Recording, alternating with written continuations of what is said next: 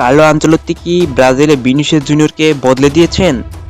Vinicius junior club ফুটবলে বিশ্বের অন্যতম সেরা খেলোয়াড়।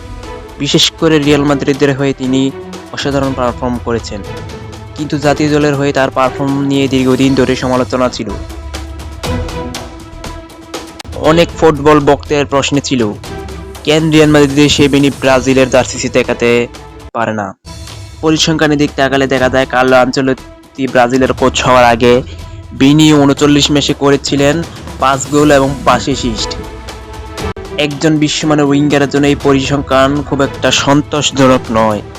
কিন্তু এরপর ব্রাজিলের কোচ হিসেবে আসেন কার্লো আনচেলত্তি।